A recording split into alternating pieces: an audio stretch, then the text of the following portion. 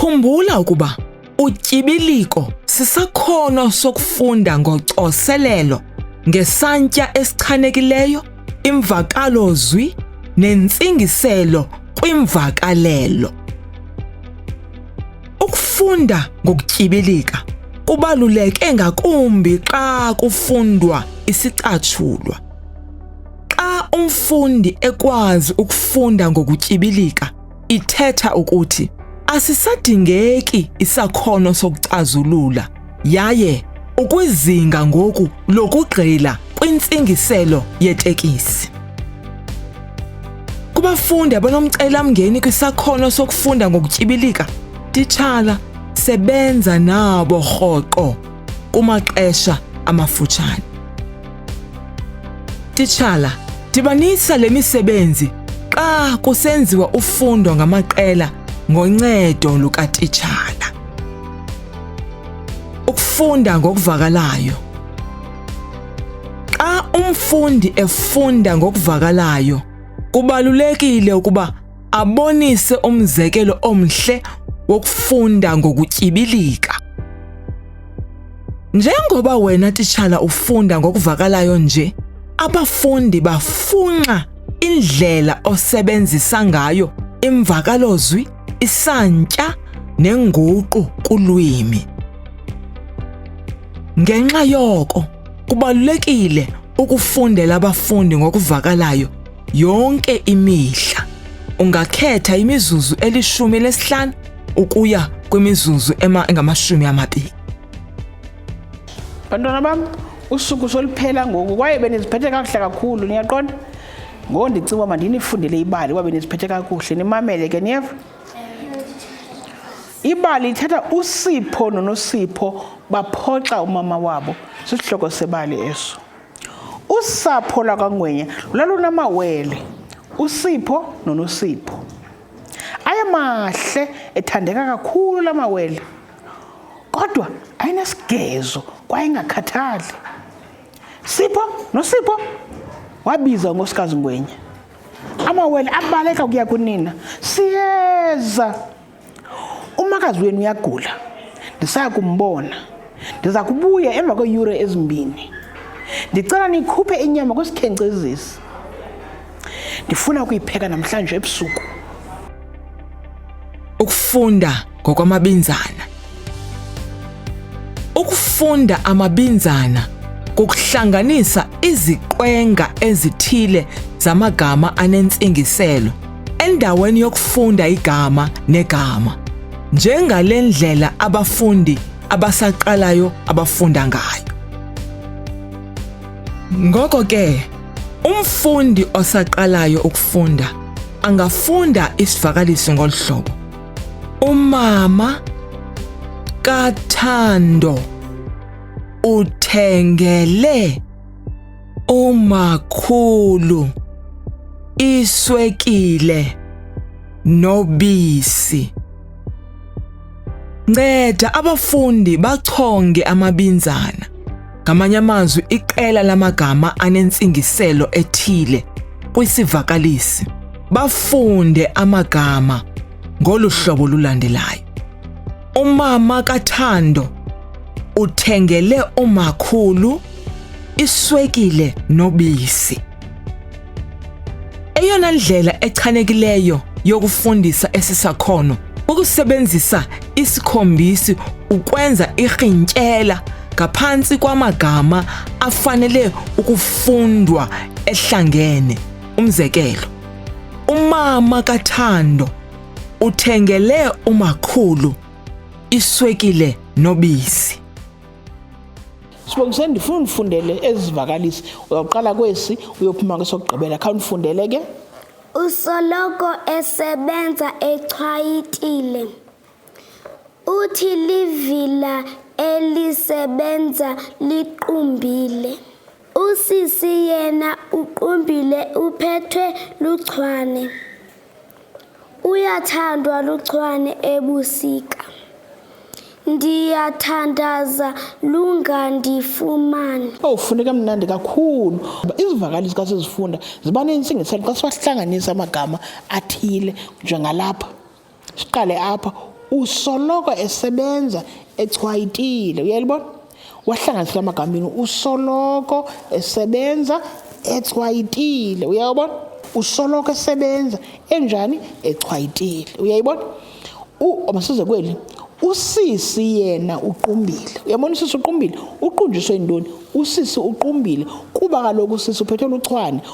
Usisi uqumbile uphethwe luchwane. Uyayibona? Okay, khayifunda wadibanise ezivakalisi ezibini usifunda wenza kahlubeni ubonise ngani? Usoloko esebenza echwayitile. Usisi yena uqumbile uphethe luchwane. Ke uyifuna kakuhle kakhulu. Masike sizame leyogqibela ke. Leyogqibela uthi lo muntu ndiyathandaza lunganifumani. Uthandaza ngantoni? Uba lunganifumani. Khawuyeke. Uyathandwa luchwane ebusika. Iyo leyo, iyo mntanam, ndikuqhobela izandla ubethe kakuhle kakhulu. Ngoku uyabona le nto ubundenzele yona kakuhle, ngoku uzawundifundela zonke ezivakalisi ngoku ungakhange ndikuncedisa ngohlobo uzenze ngalo. Khawuyeke sibone. Usoloko esebenza echwayitile. Usisi yena uqumbile uphethwe luchwane. Uyathandwa luchwane ebusika. Ndiyathandaza lungandifumani. Yo, awuziqhwabele nawe, uziqhwabele nawe. Usebenzile mntanam. Ukufunda okuphindaphindiweyo. Sebenzisa itekisi ekufuneka abafundi bakwazi ukuyicazulula. Nika abafundi imizuzu embalwa yokuzifundela itekisi ngokwabo. Ngoku xelela abafundi bahambe nawe iphepha nephepha bephulaphule ufunda itekisi ngokuvakalayo. Funda itekisi ngokuchanekileyo, ngesantya esichanekileyo nangemvakalelo efanelekileyo. Ngoko funda itekisi kwakhona, kodwa ngeli xesha xelela abafundi bajoyine bafunde kunye nawe. Cela abafundi bafunde ngesantya obabekele sona.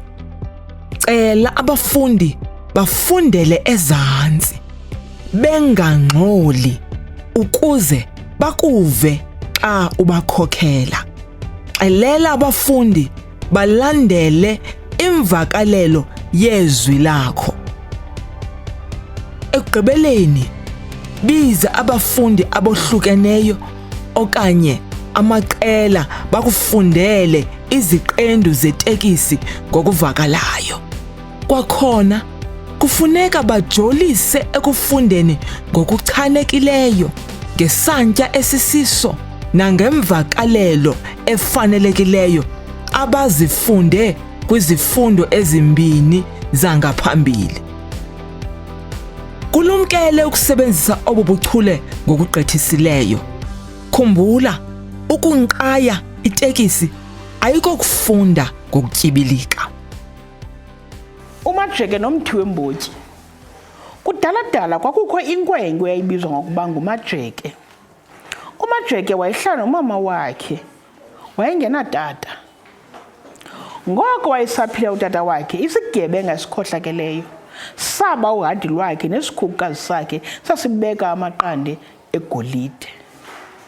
uMajeke nomthi wembotyi. Kudala kwakukho inkwenkwe eyayibizwa ngokuba nguMajeke. uMajeke wayehlala nomama wakhe, wayengenatata. Ngoko wayesaphila utata wakhe, isigebenga esikhohlakeleyo saba uhadi lwakhe nesikhukukazi sakhe esasibeka amaqanda egolide. uMajeke nomthi wembotyi lisaqhutywa. uMajeke wakhwaza umama wakhe, waphuma endlwini ebaleka ephethe izembe. umama wakhe ugawule msinyane kangangoko anako, wawa umthi wembotyi phantsi phambi kokuba isigebenga simbambe uMajeki. Usifumene isikhukukazi sikatata wakho. Mama iza nezembe. Gawula mama gawula. uMajeki nomama wakhe bahlala ngolonwabo emva koko. Andisavuyi ngako uzifumene izinto zikatata. Ukuziqhelanisa nokufunda ngokutyibilika kudinga ukwenziwa rhoqo. Abafundi mabafunde itekisi imihla ngemihla. Tekisi leyo ikwincwadi zabo zabafundi ze-PSRIP kuba kusaqalwa. Abafundi banokunikwa nezinye iincwadi zokufunda ukuze baqhele ukuzifundela ngokukhululekileyo yonke imihla.